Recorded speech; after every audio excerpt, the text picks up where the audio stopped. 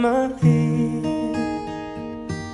Well, I found a girl, beautiful and sweet.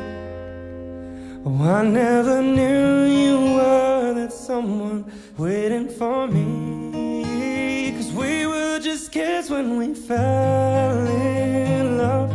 Now knowing what it was, how will I give you up this time? Darling, just kiss me slow. Your heart is all I own, and in your eyes you're holding mine. And baby, I'm dancing in the dark with you between my arms, barefoot on the grass, listening to our favorite song. When you said you looked a mess, I whispered underneath my breath, but you heard it. Darling, you look perfect tonight.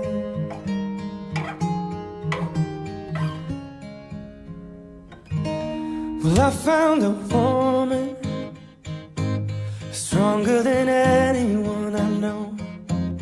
She shares my dreams. I hope that someday I'll share her home.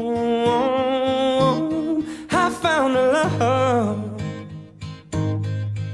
to carry more than just my secrets, to carry love, to carry children alone. We are still kids, but we're so in love, fighting against all odds.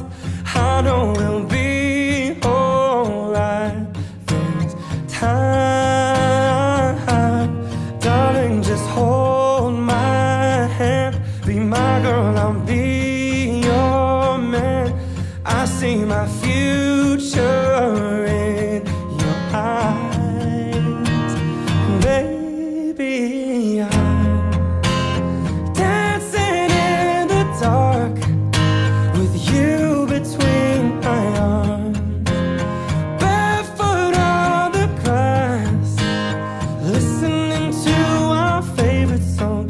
When I saw you in that dress, looking so beautiful, I don't deserve this. Darling, you look perfect tonight. Solo el amor vive para siempre. Wow, solo el amor vive para siempre. Solo el amor Qué vive para importante, ¿no? Saber que el amor es amor eterno, porque nuestro Dios es eterno, realmente.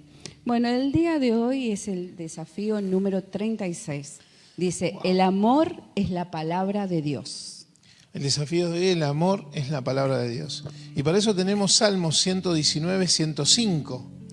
Lámpara es a mis pies tu palabra y luz para mi camino. Wow, qué lindo, ¿no? Saber que la lámpara que alumbra nuestros pies para no caer, para no tropezar, para no desviarnos, es la palabra de Dios. Qué importante, ¿no? Y que esa luz ilumina. Porque, viste, muchas veces yo tengo la costumbre de cuando me levanto a la madrugada, voy a tomar agua o voy al baño, no prendo las luces, ya sé el recorrido de mi casa, entonces, pero cuando hay alguien que deja algo fuera de lugar, zapatos o zapatillas, me los choco. ¿Por qué? Porque no prendí la luz.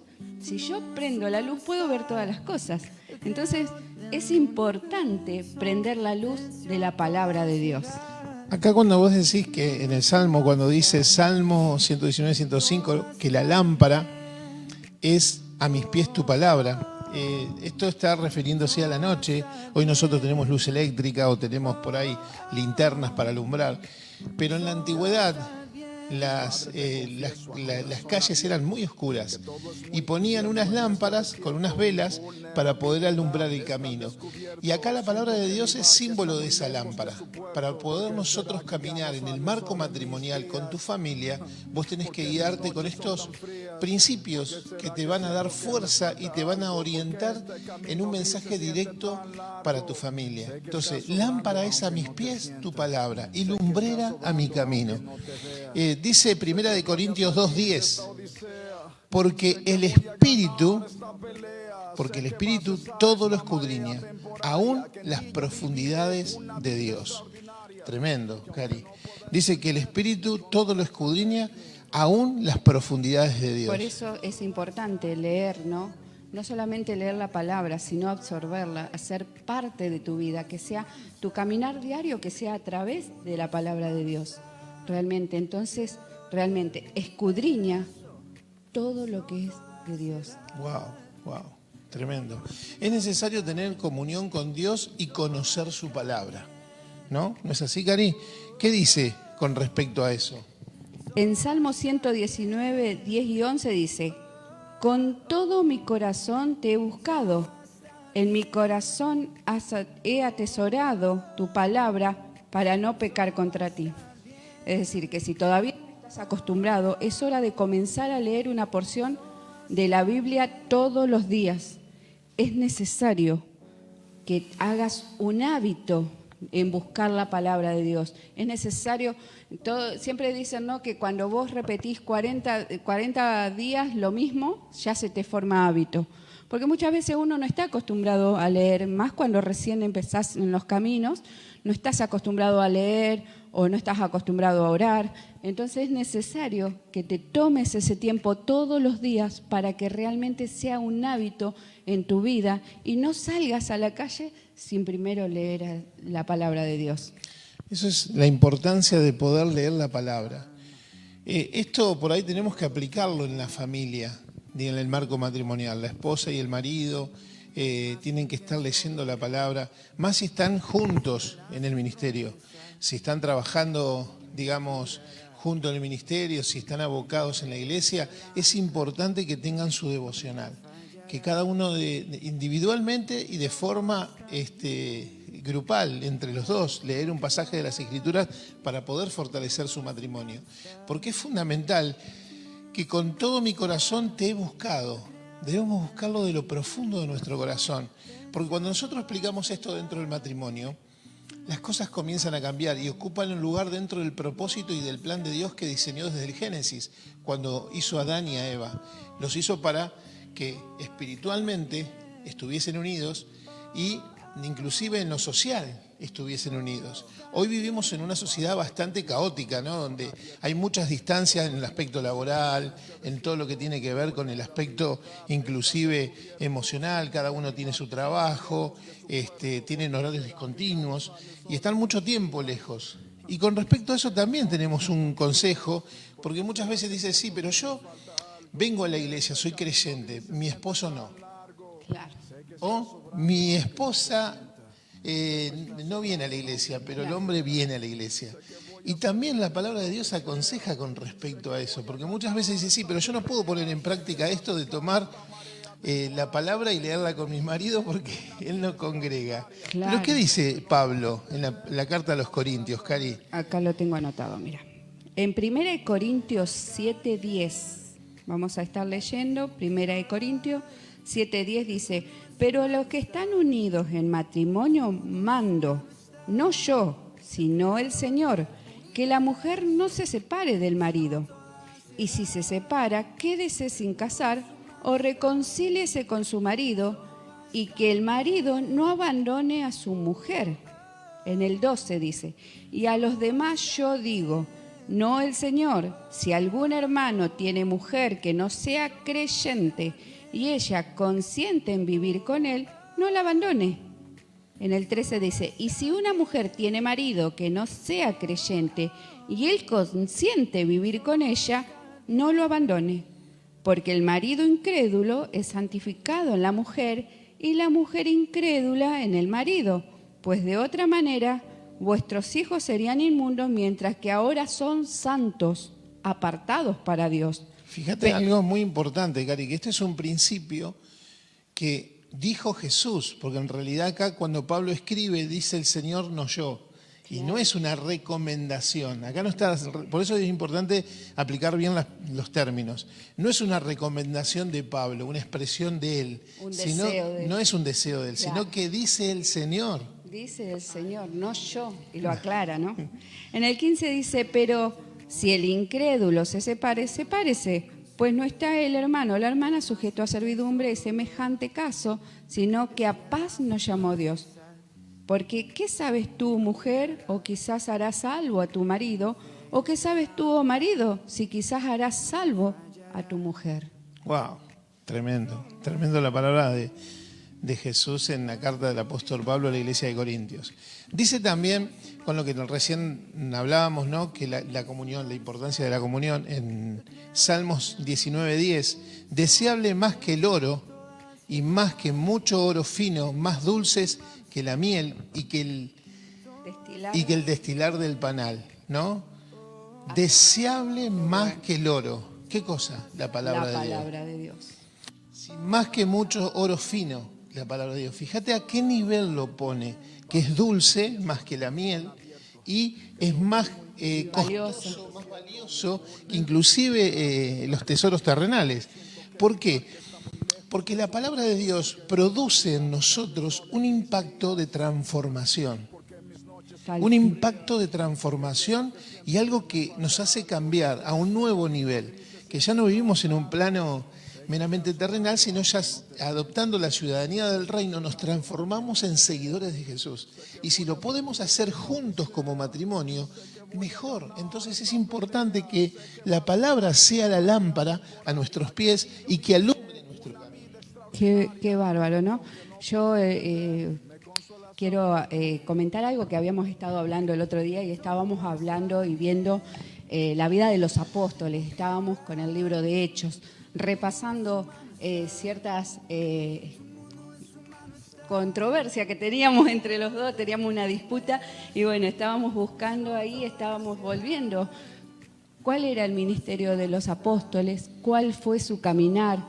Y veíamos, ¿no?, qué poderoso, cómo ellos decidieron, por voluntad propia, dejarlo todo para seguir a Cristo. Lo dejaron todo para seguir a Cristo. Ese ministerio que ellos tuvieron era porque era el principio de la iglesia cristiana. Recién ellos empezaban a caminar en el camino, ¿no?, hacia Jesús, y dejaron todo. Y ellos pagaron un precio terrenal, un precio ellos como familia también, para poder seguir a Cristo, para hoy dejarnos esas huellas realmente. Pero hoy nosotros tenemos la ventaja y la bendición de poder seguirlo en familia. Exactamente. Inclusive, Pablo, hay una recomendación también que nos cuenta en Hechos 18, ¿no, Cari? En Hechos 18 dice, del 1 al 3 vamos a leer, Hechos 18. Después Pablo salió de Atenas y fue a Corintio. Allí conoció a un judío llamado Aquilas, nacido en la región de Ponto, quien estaba recién llegado de Italia junto con su esposa Priscila. Habían salido de Italia cuando Claudio César deportó a Roma a todos los judíos. Pablo se quedó a vivir y a trabajar con ellos porque eran fabricantes de carpas al igual que él. Qué maravilla, ¿no? Porque fíjense en que acá hay un matrimonio.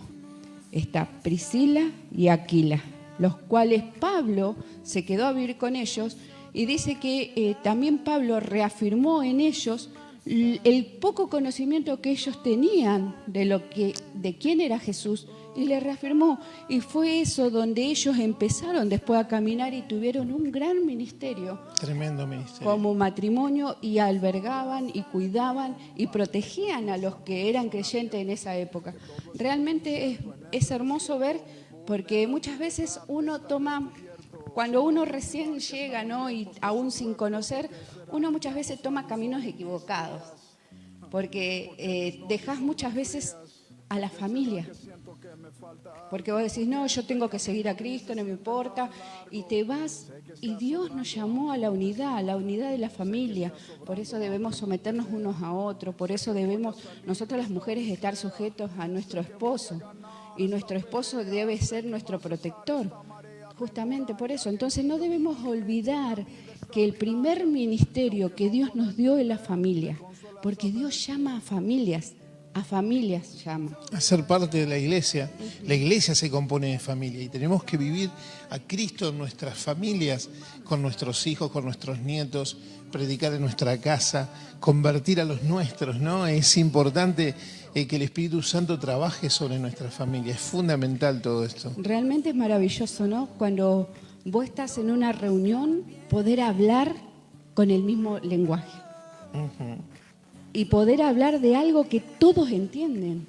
Porque es muy difícil, a mí se me hace muy difícil. Porque, digamos, de parte de mi familia soy yo y mi hermano y mi cuñada creyentes. Después el resto no. Entonces, en una reunión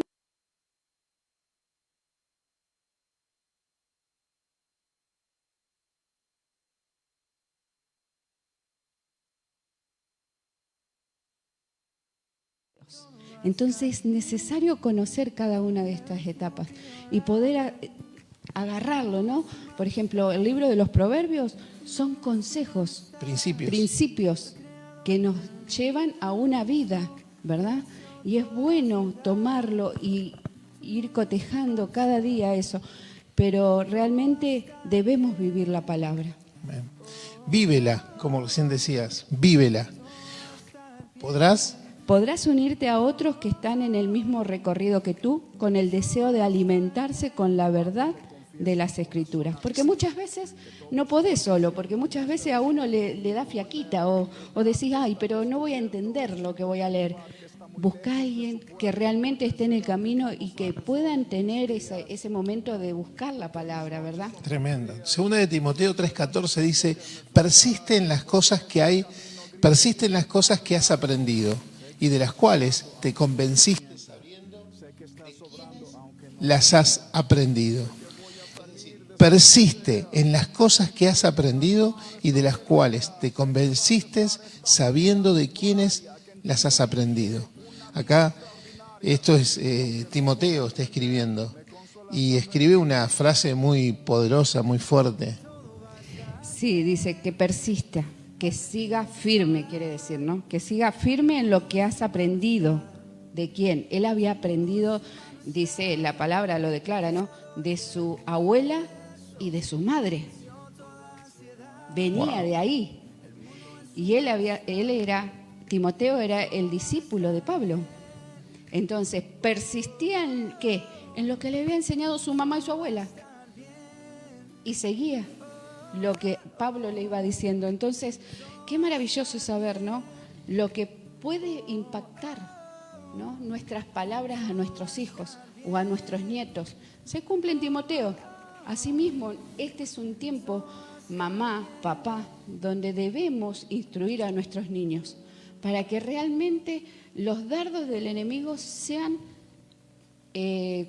cauterizados antes de que lleguen a ellos, porque están en constante guerra hacia los niños. Ellos son el foco de la guerra hoy. Y hoy, como padres, debemos cuidarlos, debemos protegerlos en sus emociones, en lo físico, en lo emocional, en lo psicológico. Debemos ser esos guerreros por nuestros hijos también. Es importante enseñarle a nuestros hijos, a nuestros nietos, a nuestros sobrinos, a amar a Dios. Es importante enseñarles. Dice en Segunda de Tesalonicenses 3:5, que el Señor los lleve a amar como Dios ama, persevera como Cristo perseveró. Wow. Estar bien firme. Sí, la Biblia es un libro vivo. Por eso hablábamos de vivirla, ¿no? Claro. De serla parte de tu vida cada día. A diferencia de la mayoría de los demás libros que están diseñados solo para ser leídos y digeridos, simplemente. La Biblia es un libro vivo. La palabra es viva y eficaz. Y más cortante Que espada de dos filos. Amén.